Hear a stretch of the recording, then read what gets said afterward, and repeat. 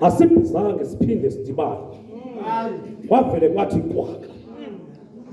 Uthi ke ngoku uba usani kusasa nje. Awumkanga umqulu welifu. Ukanti nomlilo awusukanga. Ithi noma bebemane bebhatyaza apha endleleni. Kodwa wona umqulu welifu awusukanga. Kamete yakuwethu ethandazayo. Uthi nabenhlesa badibana nento ezibuhlungu. Kodwa umqulu welifu awusukanga phezu kwabo. Aphela. Ngizathola. Khawuleza futhi.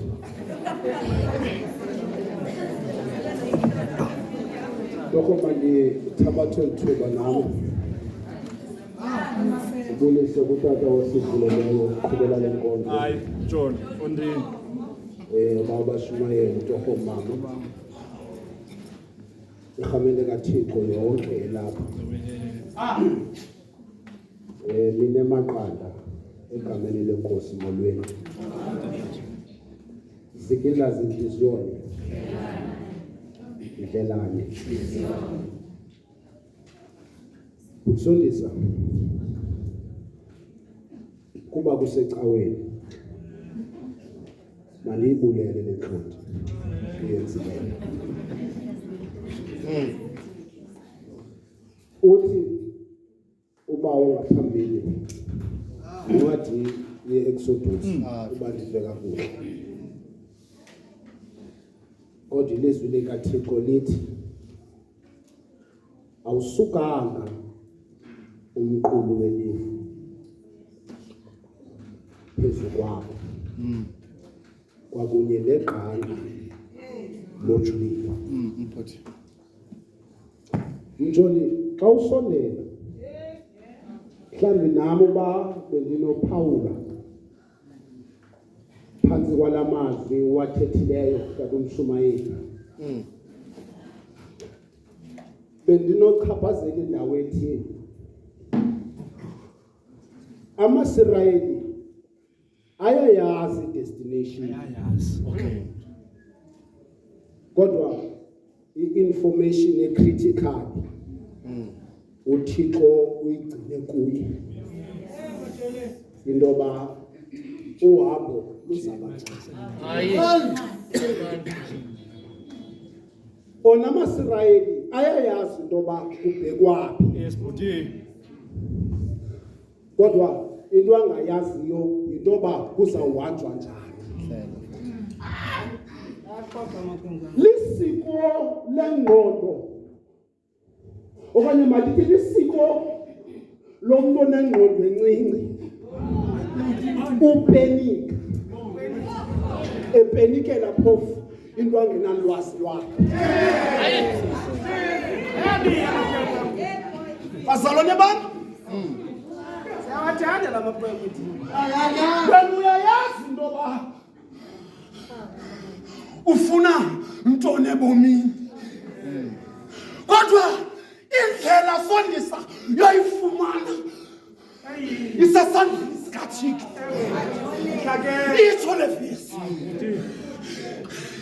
And so oluhambo uluhambayo noba uThixo unamandla sondathi akabonakala. Kodwa rest assured alisukanga ikhangela nomlilo. Uba la verse benoyifakelela ibisota ngendawo ethi Sondisa from day one alisukanga ikhangela nomlilo. Yo njengoba besifa ubunzima nakumshumayeli belikhona ikhangela nomlilo. Basalana bami.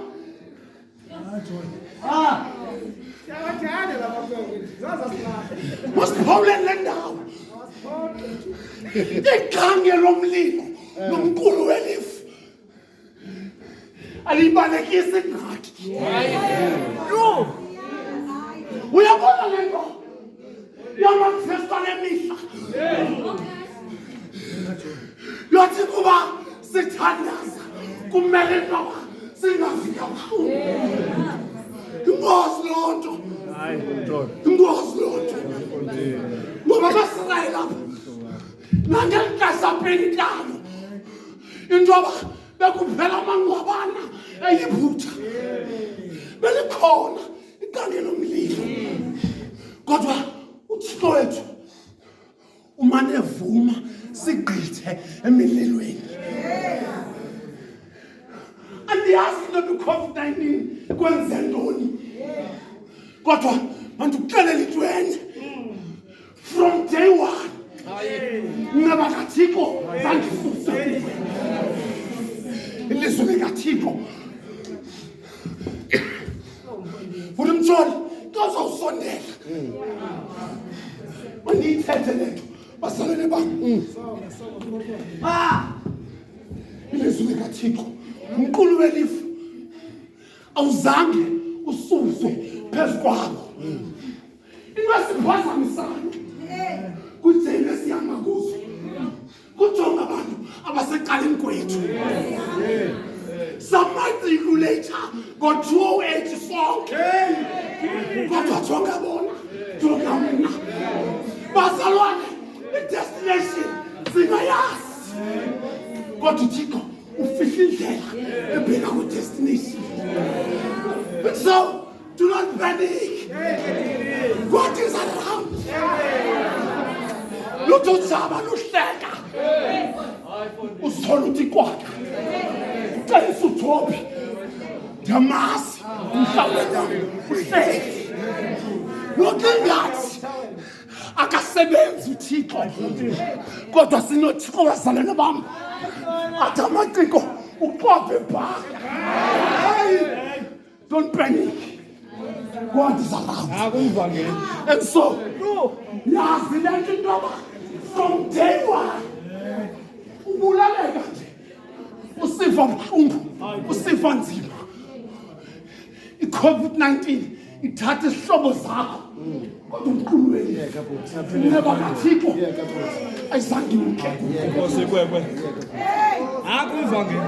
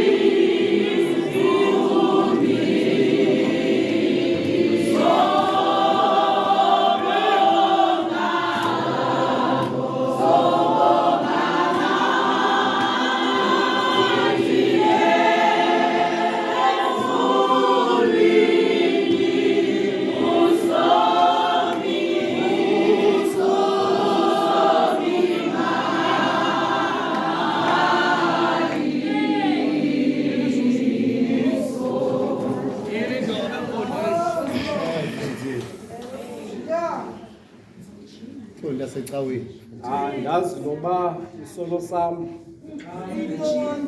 ukuba negama elifikelelekayo. Thino Ngesondisa. Akunani futhi. Okwami kungqilela nje lentetha seyuwile kule ndawo. Ndithi enyanisweni aba bazalwane bethetha apha banyakisile. Ngabe ndiyayimosha ke xa ndinokhangela into entsha.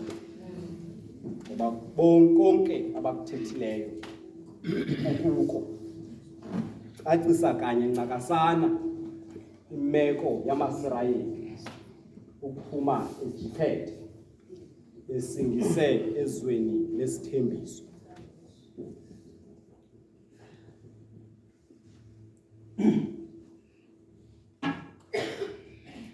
Uyabona ke unyanisile uhlathi okoba Thixo benenjongo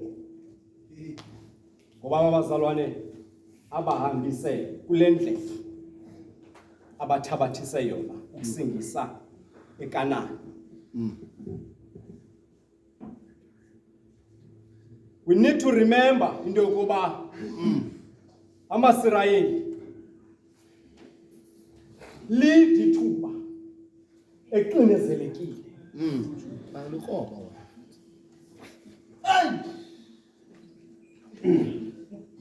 Bebeqinezeleke not only physical kodwa nasemoyeni bebebuthathaka.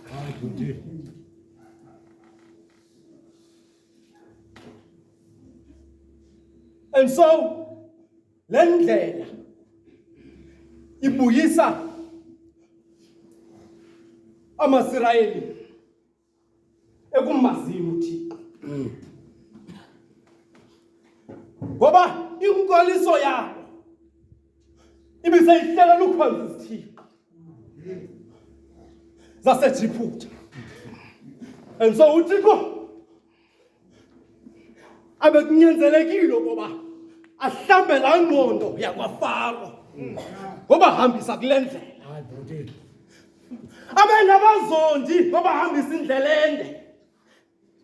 Bekunyenzelekile ukuba ukuhlamba zonke ezazinto zaseJiphethe. uThixo makafake ulwamvila. Makabahambisa bentlango. Athi lo mbhali awusukanga umqulu welifu phezu kwabo. Kanye negqange lomlilo alisukanga phezu kwenhloko yabo. We need to remember one thing. Okoba umlilo usymbolize ipresence kaThixo. Apha kule ndlela unyanisile uJola. From day one uThixo benabo abazalwane. Kule ndlela bahamba kuyo uThixo uphakathi kwabo. Akathi ngoba abahambisa indlela ende uzawubasiya angabenzeli inceba.